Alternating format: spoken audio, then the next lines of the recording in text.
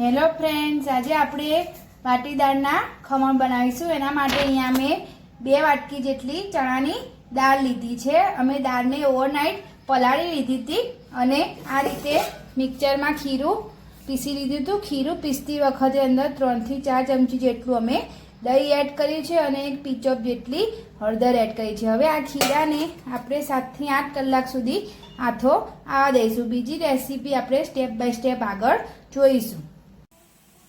હવે આપણે ખમણ માટે અહીંયા લસણ અને મરચું લીધું છે। 4 થી 5 નંગ લીલા મરચાં લીધા છે।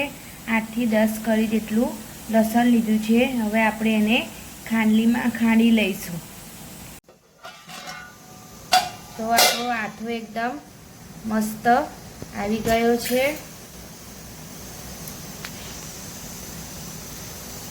તો એકદમ મસ્ત આથો આવી ગયો છે। હવે આપણે એમાં મસાલા કરીને આપણે ખમણને બાફવા મૂકી દઈશું। એમાં લસણ મરચાંની પેસ્ટ ઉમેરીશું।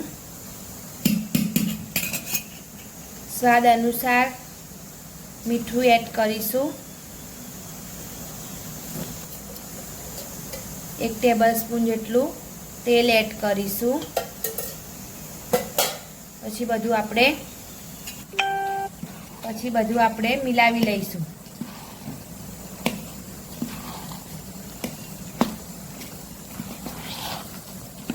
આમાં આપણે પલાળી હતું એટલે જ હળદર એડ કરી હતી, એટલે અત્યારે ખાલી લસણ મરચું અને મીઠું એડ આપણે કર્યું છે અને તેલ। હવે બધું મિલાવી લીધું છે। હવે આપણે ખમણને સ્ટીમ કરવા મૂકી દઈશું। હવે ગેસ ઓન કરી દીધો છે અને આપણે ખમણનું સ્ટીમ કરવા માટેનું વાસણ આપણે હવે મૂકી દીધું છે। હવે પાણી ગરમ થાય એટલે આપણે થાળી મૂકીશું અંદર। થાળીને હવે આપણે તેલની મદદથી ગ્રીસ કરી લઈશું। થાળીને આપણે તેલની મદદથી ગ્રીસ કરી લીધી છે। તો થાળીને આપણે ગ્રીસ કરી લીધી છે। હવે આપણે ખમણને અંદર એડ કરીને પછી આપણે સ્ટીમ કરવા મૂકીશું। પછી એમાં આપણે બેકિંગ સોડા, કુકિંગ સોડા, જે ખાવાનો સોડા આવે છે એ આપણે એડ કર્યો છે। પછી થોડું એના પર ગરમ પાણી કરીશું અને હવે આપણે બરોબર એને ફેટી લઈશું।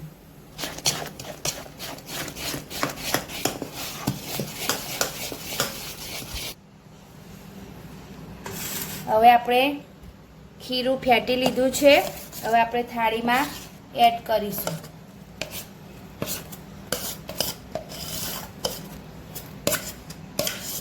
આપણે થાળીમાં ખીરું એડ કરી દીધું છે। હવે એને આપણે સ્ટીમ કરવા મૂકીશું।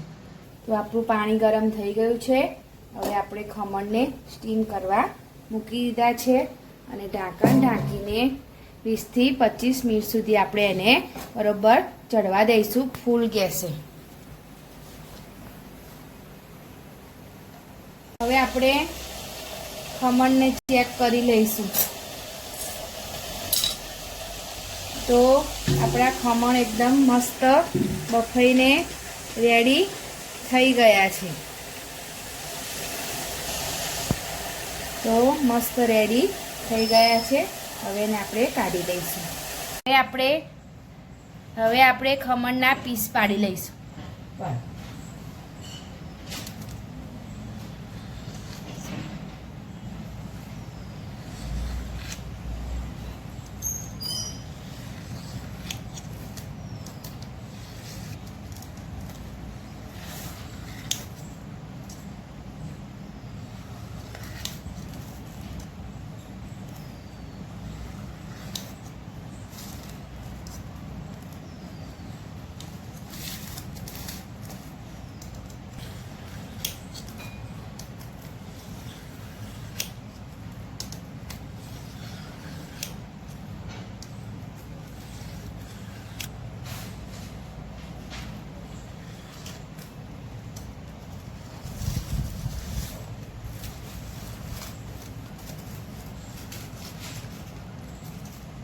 આપણે ખમણના પીસ પાડી લીધા છે. હવે આપણે ખમણનો વઘાર કરીશું. આપણે વઘાર માટે તેલ લીધું હતું. હવે એમાં રઈ એડ કરીશું. રઈ અને તલ થોડા આગળ પડતા લેવાના. રઈ બધી તતરી જાય એકદમ. પછી આપણે મરચાં એડ કરીશું. રઈને બરોબર તતરી દેવાની. હવે મરચાં એડ કરીશું અને તલ એડ કરીશું. પછી બરોબર બધું મરચાંને તતરાવા દઈશું.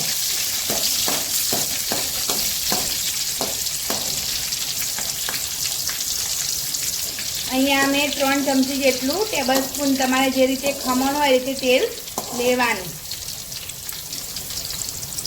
હવે મરચાં થઈ જાય.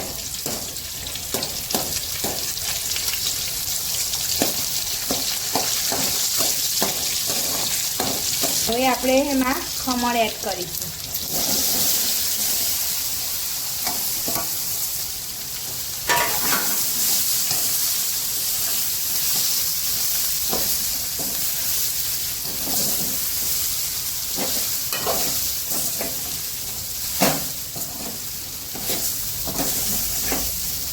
રેડી છે આપણા વાટીદારના ખમણ, એકદમ બહાર જેવા.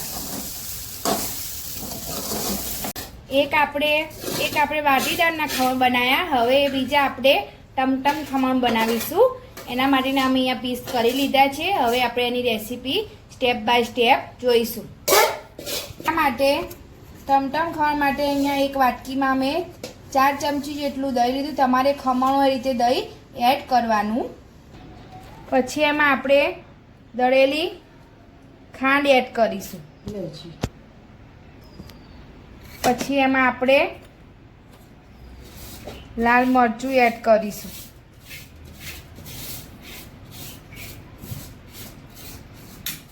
તો અહીંયા આપણે દહીં, લાલ મરચું, દળેલી ખાંડ આવી એક પેસ્ટ બનાવવાની અને અંદર અમે એમાં થોડું પાણી એડ કર્યું હતું, જેથી આપણે ખમણને બરોબર કોટ થઈ શકે એ રીતની સ્લરી આપણે રાખવાની. હવે આપણે ટમટમ ખમણનો વઘાર કરીશું.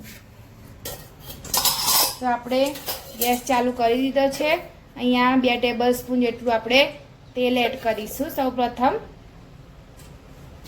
પછી તેલ ગરમ થઈ ગયું છે. હવે એમાં રઈ એડ કરી છે. રઈ અને તલ બંનેમાં, આમાં તલ આવે નહીં, આમાં એકલી રઈ જ આવે. એ થોડી આગળ પડતી એડ કરવાની, જેથી એકદમ બહાર જેવો ટેસ્ટ આવે. પછી પીસોક જેટલી હિંગ એડ કરીશું. હવે આપણે ખમણ એડ કરીશું.